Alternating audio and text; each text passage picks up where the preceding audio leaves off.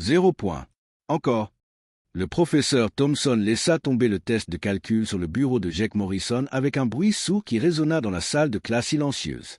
En 20 ans d'enseignement, je n'ai jamais vu quelqu'un rater une équation du second degré de manière aussi créative. Des rires étouffés résonnèrent dans Elite Academy Prep, où les frais de scolarité coûtaient plus cher que le salaire annuel de la plupart des familles américaines. Jake Morrison, à 17 ans, était l'héritier d'un empire technologique valant des milliards. Mais là, entouré des regards méprisants de ses camarades, il se sentait plus petit qu'une fourmi. L'encre rouge semblait couler sur la page comme une plaie ouverte. Jake avait passé 4 heures la veille au soir avec son dernier tuteur, un diplômé du MIT qui facturait $200 de l'heure pour aboutir à ce chef-d'œuvre d'échecs mathématiques. L'équation, qui aurait dû se dérouler en 3 étapes simples, s'était transformée en un chaos de chiffres barrés et de flèches désespérées pointant nulle part. « Peut-être que les maths ne sont pas pour tout le monde », murmura Sarah, la fille parfaite au premier rang, suffisamment fort pour que tout le monde l'entende. Certains naissent privilégiés, d'autres intelligents. Ce commentaire fit l'effet d'un coup de massue. Sarah Chen n'avait jamais obtenu moins de 98% en quoi que ce soit, et ses parents étaient des immigrants qui tenaient un petit restaurant en centre-ville. Elle avait obtenu sa bourse pour l'Académie Élite grâce à son génie, tandis que la présence de Jake était achetée par un don d'elle et le nom de son père gravé dans le marbre au-dessus de l'entrée principale. Jake sentit son sang bouillir, mais ne répondit pas. Non pas par lâcheté, il avait hérité de l'arrogance caractéristique des Morrison, mais parce qu'au fond, il savait qu'elle avait raison. 4 professeurs particuliers l'avaient abandonné ces 6 derniers mois. Le premier le qualifiait de « retardé scolaire », le deuxième de « réticent à l'apprentissage ». Le troisième avait simplement plié bagage et était parti sans explication. Le quatrième, le docteur Peterson, avait tenu exactement 3 séances avant de déclarer Jake l'élève le plus frustrant de mes 30 ans de carrière. Sa moyenne était de 1,8. Pour tout autre élève, cela aurait signifié une expulsion immédiate. Pour Jake Morrison, cela signifiait simplement une nouvelle conversation embarrassante avec le principal Williams, qui ajusterait nerveusement sa cravate et parlerait d'un ton mesuré de méthode d'apprentissage alternative et de découvrir les points forts de Jake. Le téléphone vibra dans sa poche, un SMS de son père. « Réunion aujourd'hui, 18 heures. Ne soyez pas en retard. » Sa froideur habituelle, sans même demander comment s'était déroulé son exposé d'histoire. Celui qu'il avait passé toute la nuit à essayer de préparer, à mémoriser des faits sur la Seconde Guerre mondiale, pour finalement se figer complètement sur scène lorsqu'on lui avait demandé d'analyser les facteurs économiques du plan Marshall. Il était resté là pendant 47 secondes de silence absolu avant de bégayer « J'ai oublié » et de retourner à sa place sous le regard de toute la classe qui assistait à son humiliation publique. Jake fourra l'examen raté dans son sac à dos, avec 16 autres copies attestant de son incompétence académique. Un contrôle de chimie dont les équations ressemblaient à des hiéroglyphes. Une dissertation d'anglais tellement marquée à l'encre rouge qu'elle ressemblait à une scène de crime. Un examen de physique où il avait calculé que la lumière se déplaçait à vitesse négative. En parcourant les couloirs de marbre de l'Académie Élite, bordés de portraits d'anciens élèves distingués sénateurs, PDG, lauréats du prix Nobel, Jake se sentait comme un imposteur en costume coûteux. Chaque visage dans ces cadres dorés semblait se moquer de lui avec ses réalisations, sa raison d'être, sa compréhension fondamentale de ce que signifie être important dans le monde. Il passa devant l'espace de service où des ouvriers invisibles assuraient le fonctionnement du temple de l'élite. Le contraste était saisissant. Des enfants se plaignaient de leur 3e maison de vacances tandis que la mère de quelqu'un récurait le sol de leur salle de bain. C'est alors qu'il entendit une voix incongrue, s'exprimant avec une autorité qui le fit s'arrêter net. La question n'est pas de savoir si le système est juste, Mike. La question est, que faire quand on découvre qu'il a été conçu pour nous exclure? Jake s'arrêta. Cette voix ne cadrait pas avec l'environnement. Elle avait du poids, de l'expérience, une sagesse qui contrastait brutalement avec les conversations creuses qu'il entendait toute la journée sur les voitures importées et les vacances de printemps à Cabo. Il jeta un coup d'œil par la porte entr'ouverte et aperçut un homme noir d'environ 45 ans, vêtu de l'uniforme orange des services généraux, mais avec une posture qui défiait tout stéréotype. Ses mouvements étaient précis, réfléchis. Son regard était vif, intelligent, scrutant la pièce comme quelqu'un qui dirigeait un orchestre plutôt que comme quelqu'un qui passait la serpillière. Et ses mains, marquées de petites cicatrices qui racontaient des histoires que Jake n'arrivait même pas à imaginer, maniaient ce balai avec la même dignité qu'un cadre tiendrait un stylo. Il y avait autre chose, quelque chose qui faisait frissonner Jake de reconnaissance. L'homme parlait avec l'assurance de quelqu'un qui avait siégé dans des salles de conseil, imposé le respect, pris des décisions importantes. Ce n'était pas la voix de quelqu'un qui avait nettoyé des sols toute sa vie. Et, gamin, l'appela la voix sans même le regarder. Se cacher derrière la porte ne résoudra pas tes problèmes de maths. Jake se figea. Comment diable ce type était-il au courant pour l'examen? Pour les problèmes qui semblaient être des montagnes infranchissables? Si vous appréciez cette histoire de transformation et de seconde chance, n'oubliez pas de vous abonner à la chaîne pour découvrir comment une rencontre impossible entre deux mondes opposés allait changer à jamais leur destin. Jake entra dans le local technique, ses baskets de luxe grinçant sur le sol ciré. L'espace était plus petit que son dressing, rempli de produits de nettoyage industriel et d'une odeur âcre de désinfectant. L'homme ne leva pas les yeux de son rangement de bouteilles et de chiffons, mais un léger sourire se dessina au coin de ses lèvres. Tu vas rester là toute la journée, ou tu vas demander ce que tu veux vraiment savoir? La voix de l'homme avait un accent que Jake ne parvenait pas à identifier, ni sordide, ni académique, quelque chose de raffiné, mais volontairement un peu brutal. C'était la voix de quelqu'un qui avait appris à changer de monde grâce au code. Comment as-tu su pour mon examen? La voix de Jake se brisa légèrement, trahissant ses 17 ans malgré son mètre 90 et ses vêtements de créateur. Mon fils, quand on a vu assez de personnes brisées, on apprend à en reconnaître les signes. L'homme leva enfin les yeux, et Jake fut frappé par des yeux qui semblaient contenir des décennies d'histoire, douleur, sagesse et quelque chose d'autre qui lui serra la poitrine d'une émotion inattendue. Marcus Washington. Et avant que tu ne poses la question, oui, j'ai entendu parler de ta petite performance dans la classe du professeur Thompson. Les nouvelles vont vite quand le nom de papa est inscrit dans l'aile de la bibliothèque. L'évocation anodine de l'influence de son père le blessa plus que prévu.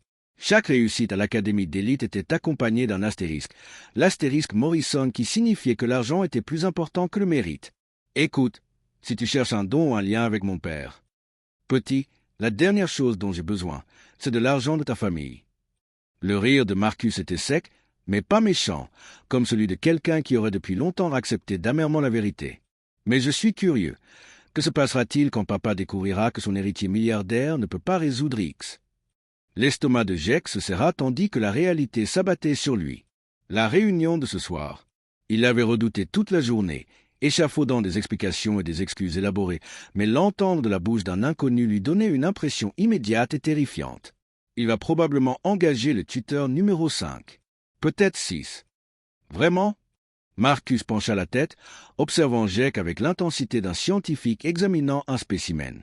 Parce que d'après ce que j'ai entendu dire, William Morrison n'est pas vraiment connu pour sa patience face à l'échec. 3 fautes et c'est fini. N'est-ce pas sa devise? Éliminer les poids morts avant qu'ils ne ruinent toute l'entreprise? Le sang se retira du visage de Jake. Comment ce concierge pouvait-il connaître la philosophie de gestion de son père? C'étaient les mots exacts que William Morrison avait employés le mois dernier pour expliquer pourquoi il avait renvoyé 3 chefs de service en une seule journée. Tu ne sais pas de quoi tu parles. J'en sais plus que tu ne le penses. Je Morrison. Marcus posa ses affaires et fit face à Jake. La transformation fut saisissante. L'employé de service respectueux avait disparu, remplacé par quelqu'un qui attirait l'attention sans hausser le ton. Je sais que ton père a bâti son empire en éliminant les poids morts, peu importe qui cela touche. Je sais qu'il considère la faiblesse comme une maladie qui se propage si on ne la cautérise pas immédiatement. Et je sais que tu es à court d'occasion de prouver que tu n'es pas faible. Les mains de Jake tremblaient, mêlées de peur et de rage. La précision était terrifiante, comme si Marcus avait assisté à des dîners de famille où Jake était disséqué comme une entreprise en faillite. Qui es-tu pour parler de ma famille comme ça? Quelqu'un qui a vécu ta situation. La voix de Marcus s'adoucit, mais son regard resta perçant. Différentes circonstances, même précipice. La seule différence, c'est que, après ma chute, j'ai appris à remonter. La question est, es-tu prêt à apprendre ou vas-tu continuer à prétendre que le privilège est un parachute? La salle de service parut soudain plus petite, les néons bourdonnant comme des guêpes furieuses. Jake n'avait jamais entendu personne parler de son père avec une telle assurance, une absence totale de la peur qui accompagnait habituellement le nom de William Morrison. Même le directeur de l'école tremblait à l'appel de son père, acceptant nerveusement toutes les suggestions concernant le programme ou les décisions des professeurs. Mon père te détruirait s'il t'entendait me parler comme ça. Ton père a déjà essayé de me détruire une fois. Marcus attrapa son portefeuille d'un geste posé et calme. Il en sortit une photo qui semblait avoir été manipulée des milliers de fois. Bords usés, couleur délavée, mais l'image était toujours nette. Une photo de remise de diplôme, toge et chapeau, Un visage plus jeune, mais les mêmes yeux intelligents qui observaient maintenant Jake avec une intensité inconfortable.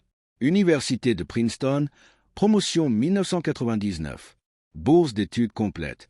Spécialisation en génie mécanique avec une mineure en informatique. Diplômé avec mention très bien avec une moyenne de 3,94. Jake fixait la photo, son monde s'écroulant. Le jeune homme sur la photo respirait la confiance et l'espoir, tout ce qui lui manquait. Tu mens? Mentir sur quoi? Sur le diplôme ou sur le fait que l'entreprise de ton père est la cause de ma perte? Marcus rangea la photo avec le soin de quelqu'un qui manipule une relique sacrée.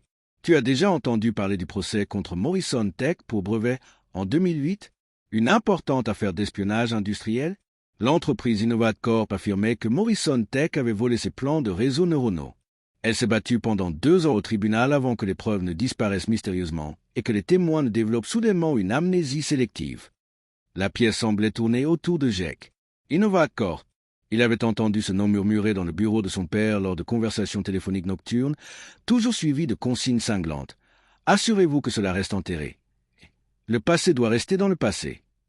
Il avait toujours pensé qu'il s'agissait simplement d'une rivalité commerciale classique, le genre de guerre d'entreprise que son père menait au quotidien.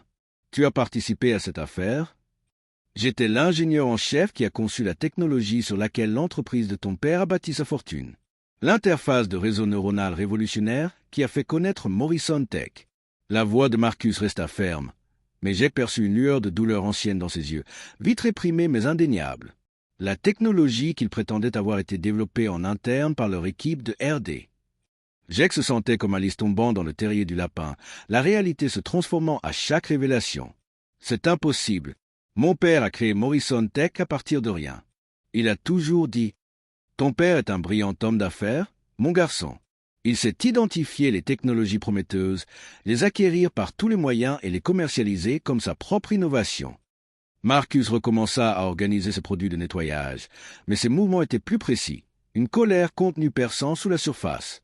Il sait aussi comment faire disparaître les problèmes. Les entreprises qui se font concurrence de manière trop efficace. Les ingénieurs qui en savent trop. Les preuves qui pourraient compliquer un récit clair. Les implications frappèrent Jake comme une force physique. Chaque discours de son père sur l'innovation, chaque prix pour une avancée technologique, chaque interview sur l'importance de la protection de la propriété intellectuelle, tout cela reposait sur des fondations volées. Que t'est-il arrivé? J'ai d'abord perdu mon emploi, puis mon habilitation de sécurité, puis ma maison quand les frais de justice se sont accumulés. Finalement, j'ai perdu ma liberté quand ils m'ont accusé d'espionnage industriel et de vol de secrets commerciaux. Le rire de Marcus était amer comme du café. J'ai passé 3 ans en prison fédérale pendant que ta famille s'enrichissait grâce à mon travail. Depuis ma cellule, j'ai regardé ton père prononcer des discours sur l'importance de l'innovation éthique. Les jambes de Jake faiblissaient. Il s'appuya contre une étagère de produits de nettoyage, essayant de traiter des informations qui réécrivaient tout ce qu'il pensait savoir sur la réussite de sa famille. Il doit y avoir plus derrière cette histoire. Mon père ne... Quoi? Voler? Mentir? Détruire des innocents pour protéger son empire? Marcus se tourna vers Jake et, pour la première fois, il y eut une véritable ardeur dans sa voix. Ton père est capable de tout quand son succès est menacé. La question est, de quoi es-tu capable quand le tien l'est? Comme interpellé par la conversation, le téléphone de Jake vibra, accompagné d'un autre message de son père. Apporte ton relevé de notes. Il faut qu'on parle de ton avenir. Les mots semblaient chargés de menaces, chaque lettre comme un clou dans le cercueil de l'existence privilégiée de Jake. Marcus remarqua le teint pâle de Jake et s'adoucit légèrement. Réunion à 18h ce soir, c'est ça? À propos de tes résultats scolaires et du tuteur qui a démissionné hier. Quelque chose comme quoi tu es incapable d'apprendre et une cause perdue. Le plus drôle, c'est que je ne pense pas que tu sois l'un ou l'autre. Mais ton père ne le verra peut-être pas de cette façon. Jake regarda Marcus rassembler ses produits de nettoyage, prêt à partir.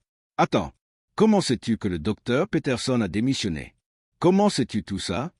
Marcus s'arrêta sur le seuil, sa silhouette se découpant sur la lumière crue du couloir. Les informations ont tendance à filer jusqu'au fond.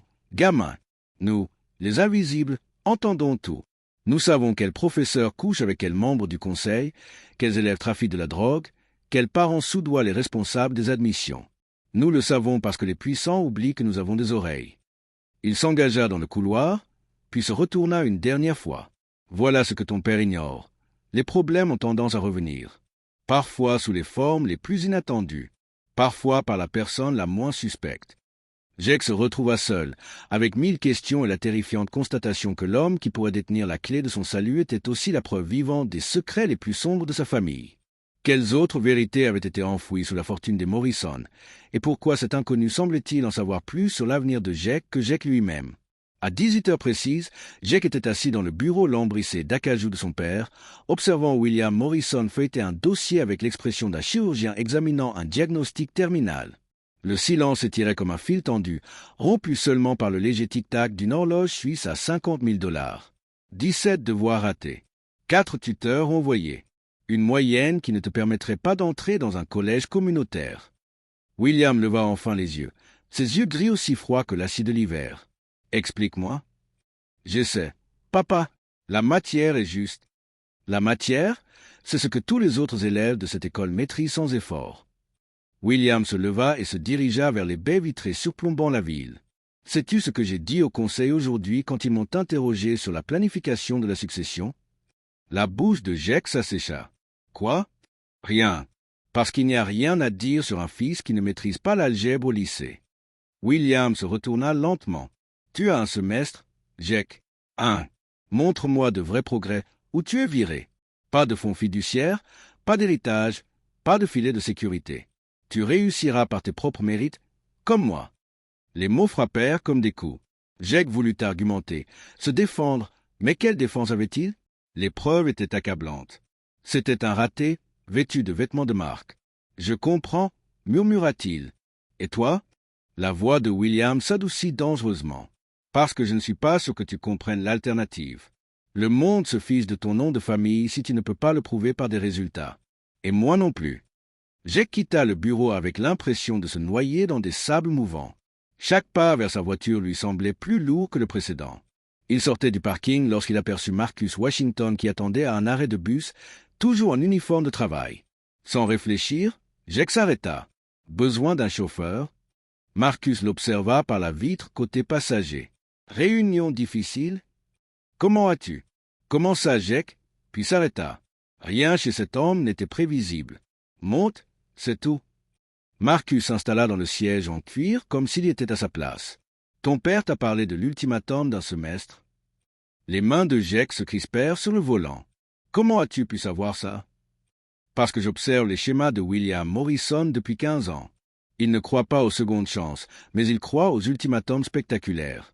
Ça lui donne un sentiment de puissance. Marcus indiqua à Jake un quartier modeste de l'autre côté de la ville. La question est, qu'est-ce que tu vas faire? Qu'est-ce que je peux faire?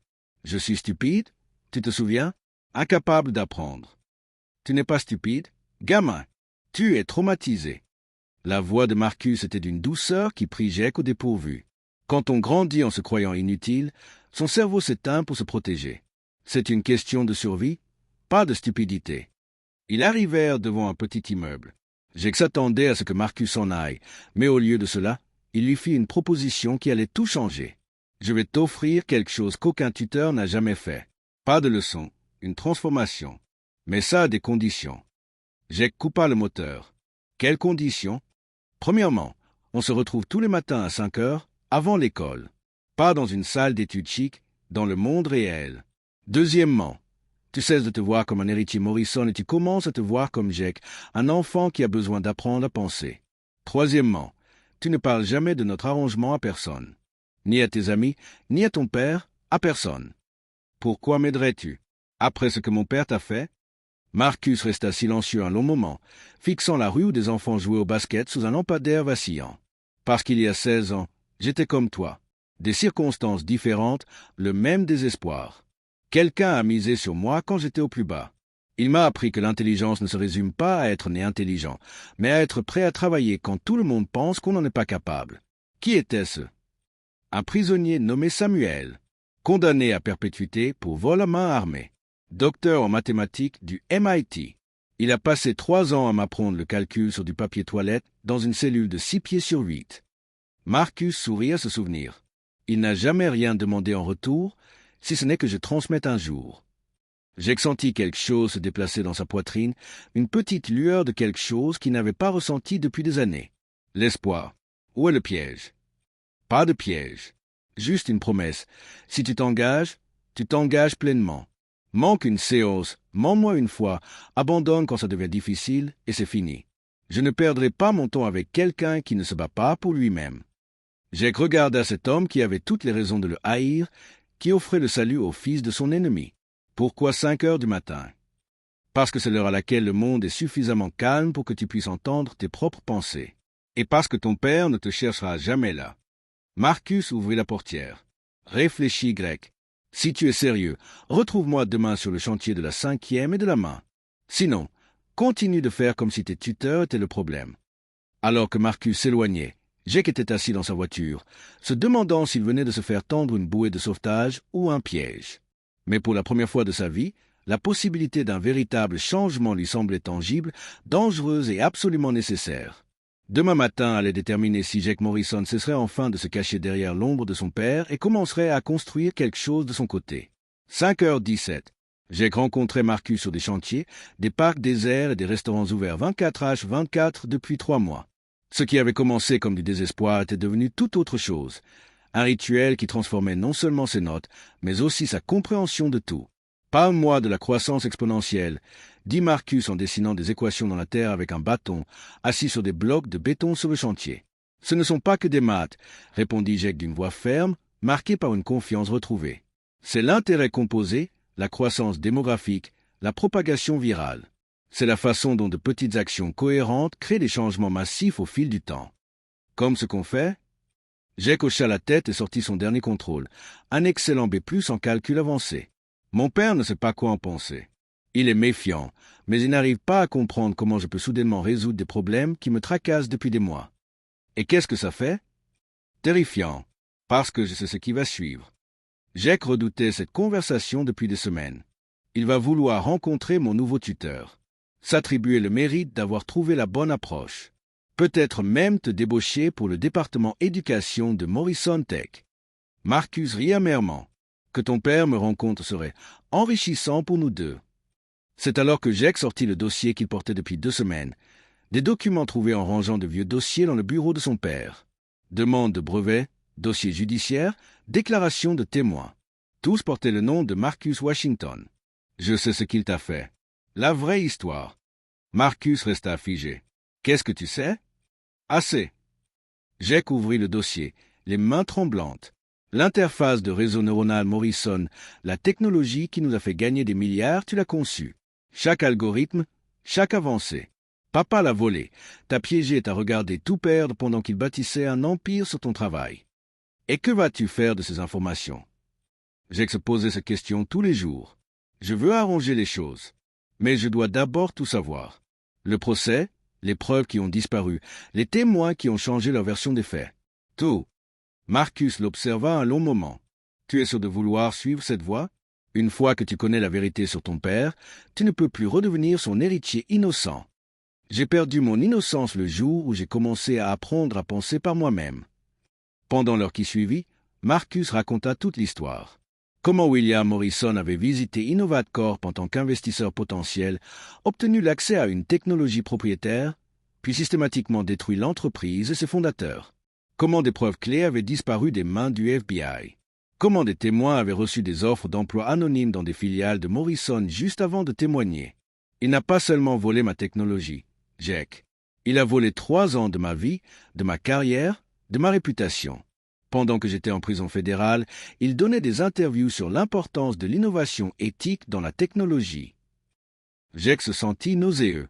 Le Fonds pour l'éducation des prisonniers. Quoi? L'association caritative de papa. Le Fonds d'éducation des prisonniers de la Fondation Morrison. Il donne des millions au programme d'alphabétisation en prison et reçoit des prix pour la réforme de la justice pénale. La voix de Jake était creuse, prise de conscience. Il a bâti sa réputation humanitaire sur le dos de l'homme dont il a détruit la vie. Cet après-midi-là, Jake est entré à l'Académie Élite avec détermination, plutôt que par appréhension. Lors de sa présentation sur le leadership éthique dans la technologie, il a dévié de son discours préparé. Le véritable leadership ne consiste pas à être la personne la plus intelligente de la salle, a-t-il déclaré à l'auditorium bondé d'élèves, de parents et de professeurs. Il s'agit de reconnaître quand quelqu'un est plus intelligent et d'avoir le courage d'apprendre de lui, même s'il n'est pas celui que l'on attendait de son professeur. Il a aperçu son père au dernier rang, arrivé à l'improviste pour surprendre son fils, transformé. Parfois, ce que la société qualifie d'échecs sont en réalité ceux qui ont le plus à nous apprendre. Parfois, celui qui porte l'uniforme du prisonnier comprend mieux la justice que celui qui porte le costume à $3000. Le visage de William Morrison se durcit lorsqu'il commença à comprendre où tout cela menait. Mes notes se sont améliorées parce que quelqu'un a cru en moi alors que personne d'autre ne l'aurait fait. Quelqu'un qui avait toutes les raisons de haïr ma famille, mais qui a choisi de m'aider. Quelqu'un dont l'esprit brillant a failli être anéanti par un système qui privilégie la richesse à la vérité. J'ai sorti les brevets, les documents judiciaires, les preuves que son père croyait enterrées à jamais. Mesdames et messieurs, j'aimerais vous présenter le véritable génie derrière la technologie révolutionnaire de Morrison Tech, Marcus Washington, actuellement concierge dans cette école, ancien ingénieur dont les innovations ont changé le monde. L'auditorium s'embrasa lorsque Marcus monta sur scène, toujours vêtu de son uniforme de travail, mais avec la dignité de l'homme brillant qu'il avait toujours été. William Morrison resta figé tandis que son empire soigneusement bâti commençait à s'effondrer autour de lui. Tout cela parce que son fils avait enfin appris la seule leçon importante. Une justice différée n'est pas une justice refusée, mais parfois une justice parfaite. Alors que les téléphones portables captaient tout et que les réseaux sociaux explosaient avec cette révélation, Jack réalisa que Marcus lui avait toujours appris bien plus que des mathématiques. Il lui avait appris à réfléchir, à questionner, surtout à choisir le courage plutôt que le confort lorsque le moment l'exigeait. La vidéo de la présentation de Jack atteignit 10 millions de vues en 48 heures. #MorrisonGate devint une tendance mondiale, tandis que les journalistes d'investigation fouillaient les pratiques commerciales de William Morrison. Ils découvrirent un schéma remontant à des décennies. Brevets volés, concurrents détruits, vies ruinées, le tout dissimulé derrière des dons caritatifs et des relations publiques soigneusement élaborées. Marcus se tenait dans son nouveau bureau à l'université de Princeton, ajustant sa cravate avant son premier cours en tant que professeur d'ingénierie rétabli.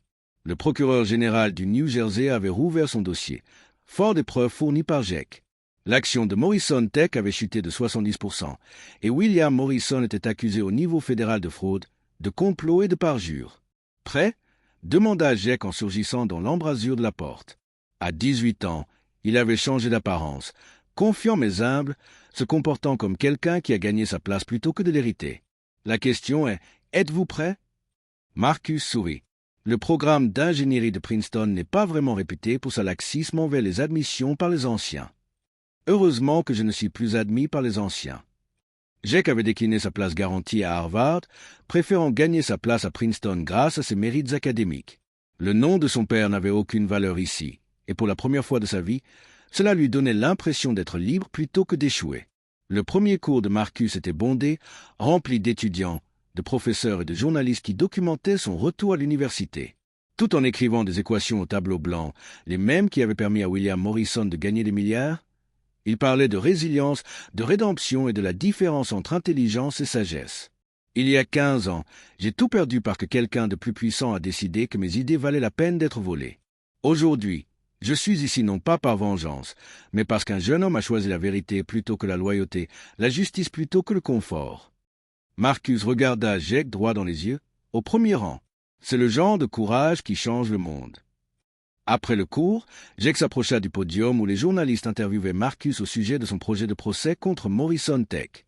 L'entreprise paierait probablement des dommages et intérêts à 9 chiffres, mais Marcus avait déjà annoncé son intention de reverser la majeure partie de cette somme à des programmes éducatifs pour les anciens détenus. « Professeur Washington », s'écria un journaliste, « qu'est-ce que ça fait de voir l'empire de William Morrison s'effondrer ?»« Je ne célèbre la chute de personne », répondit Marcus pensivement.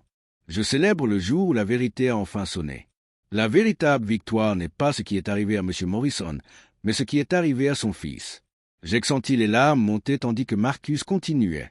Jack Morrison a appris ce que la plupart des gens ne font jamais. La vraie force vient de la reconnaissance de ses faiblesses. La vraie intelligence vient de la remise en question de ce que l'on croit savoir, et le vrai courage vient de la résistance face aux personnes qu'on aime lorsqu'elles ont tort. 6 mois plus tard, Jack était major de sa promotion au lycée, non pas parce qu'il s'appelait Morrison, mais parce que sa moyenne était de 4,0. Son discours portait sur les mathématiques de la rédemption, expliquant comment les petits choix quotidiens peuvent transformer une vie. William Morrison était assis seul dans la salle d'audience lorsque le juge a prononcé sa sentence. 8 ans de prison fédérale, plus une restitution qui ruinerait ce qui restait de son empire. Son fils n'a pas assisté à l'audience. Jake était trop occupé à préparer sa première année à Princeton, où il étudierait l'ingénierie auprès de l'homme que son père avait tenté de détruire. Marcus tint la promesse faite à Samuel, le condamné à perpétuité qui lui avait enseigné le calcul en prison. Il créa l'Institut de la Seconde Chance, en partenariat avec des prisons du pays pour offrir un enseignement supérieur aux personnes incarcérées. Jake devint son premier assistant de recherche, prouvant que les histoires de rédemption ne suivent pas toujours le scénario attendu. Le chantier où ils avaient donné leur premier cours abritait désormais un centre communautaire. Une plaque à l'entrée disait « À la mémoire de tous les esprits brillants que la société a rejetés et en l'honneur de ceux qui ont eu le courage de reconnaître leur valeur. » Tu sais quel était le vrai secret? Demanda Marcus à Jake, tandis qu'il contemplait la plaque le jour de l'ouverture du centre. Quoi? Il n'a jamais été question de mathématiques. Il s'agissait de croire qu'on valait la peine d'être sauvé, même quand personne d'autre ne le pensait. Marcus marqua une pause, observant les anciens étudiants incarcérés traverser fièrement la scène, leurs diplômes universitaires en poche. Le moment où l'on a cessé de se considérer comme l'échec de son père et où l'on a commencé à se voir comme sa propre possibilité, c'est là que tout a changé. Jake hocha la tête, comprenant enfin que l'équation que Marcus lui enseignait tout de suite ne concernait pas les chiffres. Il s'agissait de transformation. Comment le courage d'une personne à apprendre, ainsi que la volonté d'une autre personne d'enseigner, équivaut à des possibilités infinies de changement. Si cette histoire de seconde chance et le pouvoir de l'éducation vous a inspiré, abonnez-vous à notre chaîne pour des histoires plus vraies qui prouvent qu'il n'est jamais trop tard pour réécrire votre équation de réussite. Parce que parfois, la personne qui vous enseigne la leçon la plus importante est la dernière personne que vous attendez.